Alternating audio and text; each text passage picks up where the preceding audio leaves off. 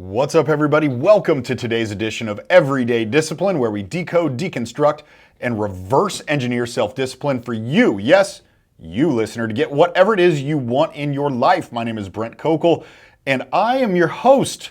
I'm always your host. That's pretty much what I do. That's why you're here, I guess. Well, you're probably not here for me. You're probably here for you. Speaking of which, that's one of the reasons why I enjoy you being here, is because you are here for you. This really has nothing to do with what I say and has everything to do with how you apply what I say. Now, it's going to be really, really prevalent to what we're going to talk about here on today's episode, so I might as well just go ahead and get into it. If you've listened to this show for a while, you know a little bit about my personal life, particularly that one of my children is 8. That's my boy. And it's interesting, the other day he was just like bouncing with happiness.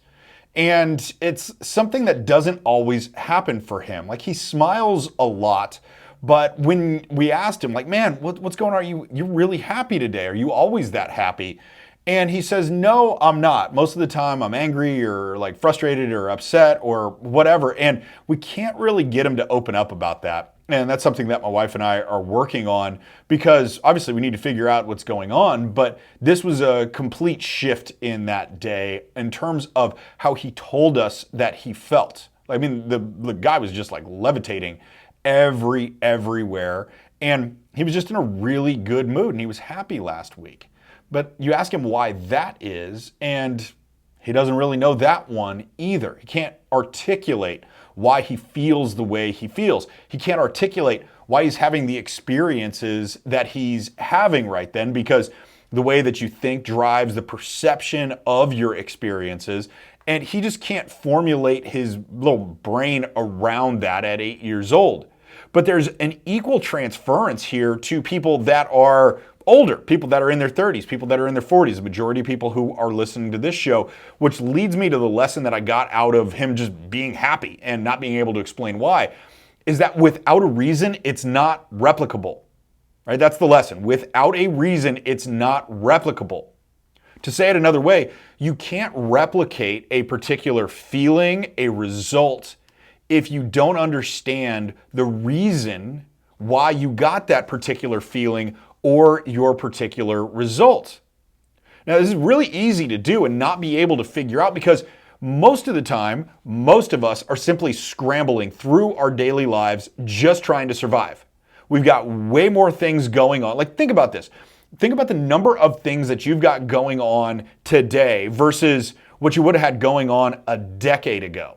There's a lot more coming at you inside of your life than there was even just 10 years ago. I mean, and I think about the way people must have lived 50 years ago and how simple their lives must have been in that.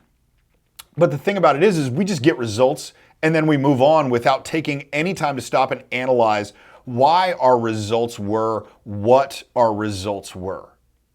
This leads to a pattern, and it's a cyclical pattern, and it's one that frustrates most people.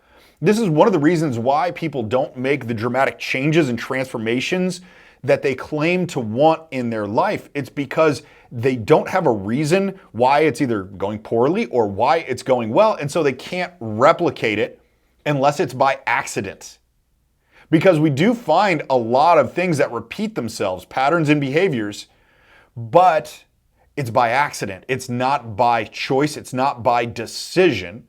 Because there was no piece of analysis about why the result was what it was. We don't take the time. We don't take the time to sit there. We don't feel like we've got the time because we've got a million things coming at us every single day, and we want to move on to the next thing just to keep our heads above water. Now, the trouble with that, of course, is that your results aren't always what you want them to be. There are times where, newsflash, it doesn't work out the way that you thought it would. Same thing for me, newsflash. Things don't always work out the way that I think that they will. Most of the time, actually, they end up in a place where I don't really think they should be. Because I thought I was smart in the planning, I thought I was great in the execution, and the shit just didn't work out. What is this? But there are times when it doesn't work out. But we can't figure out how to avoid it in the future if we don't understand the reason behind it not working in the first place. Now, here's the thing about this, guys, is that not all your results are bad. You have good results. right? Just like I shared that, hey, sometimes it doesn't work out the way that I think that it should. Guess what? Sometimes it does. Sometimes things go exactly the way that I think that they should, based on the way that I planned it out, based on my execution, based on my consistency and discipline. And here's the thing.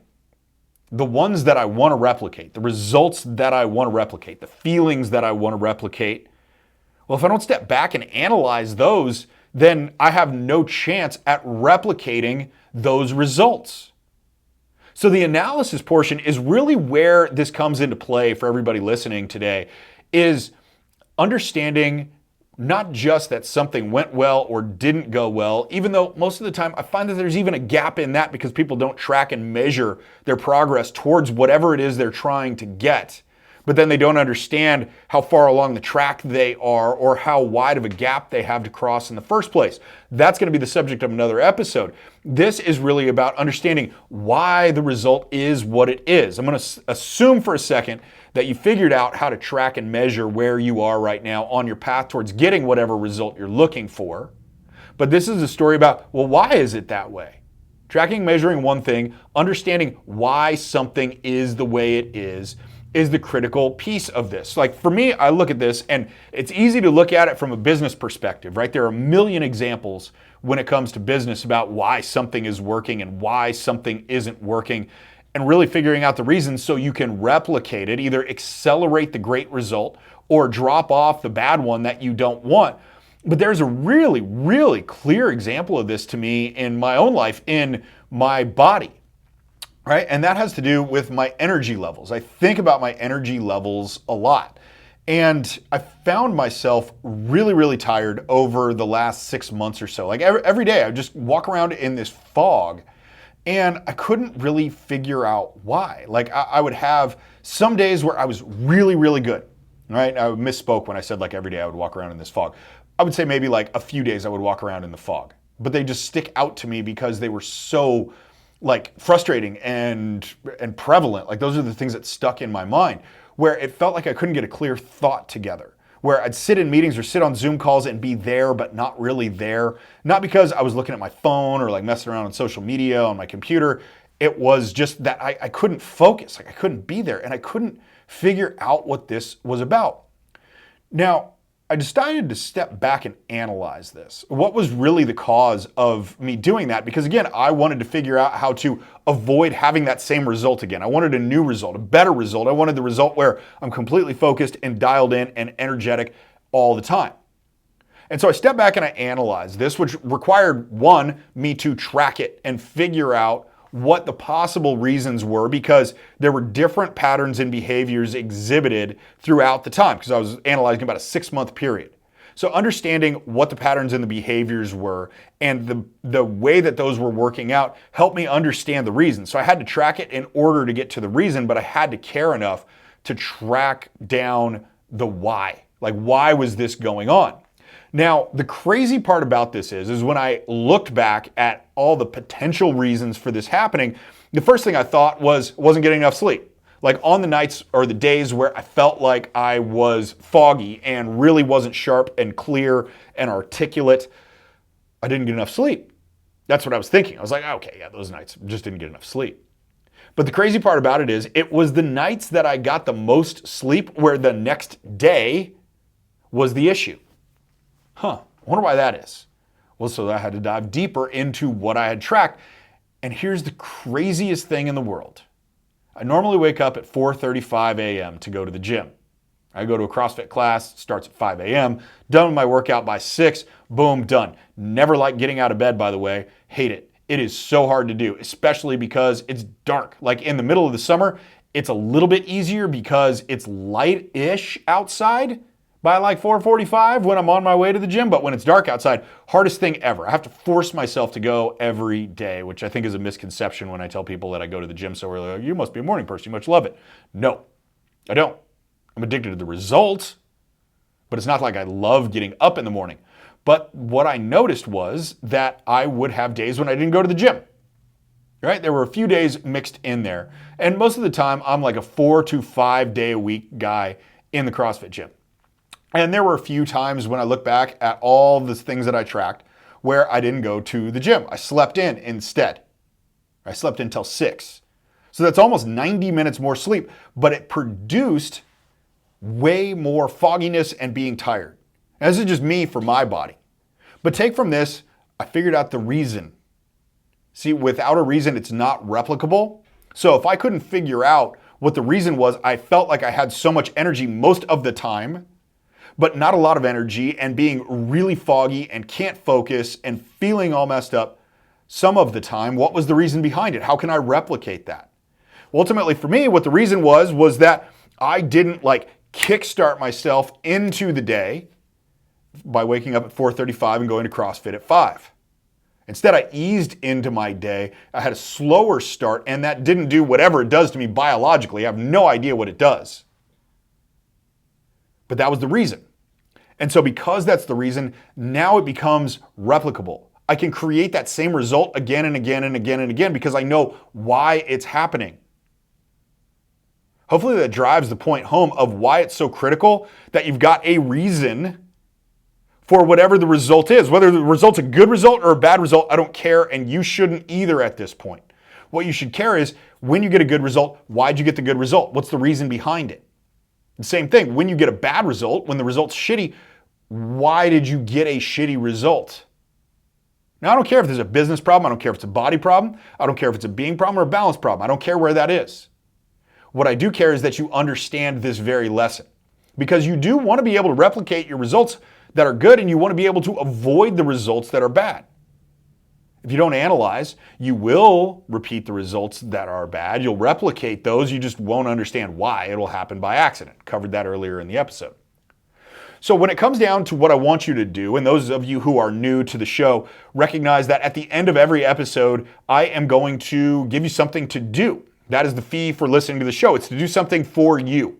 Make your life better in some way in the next 24 to 48 hours after you listen to the show. I recommend 24 because why would you wait? Forget about all I talk about starting tomorrow. We're going to cover that in another episode as well.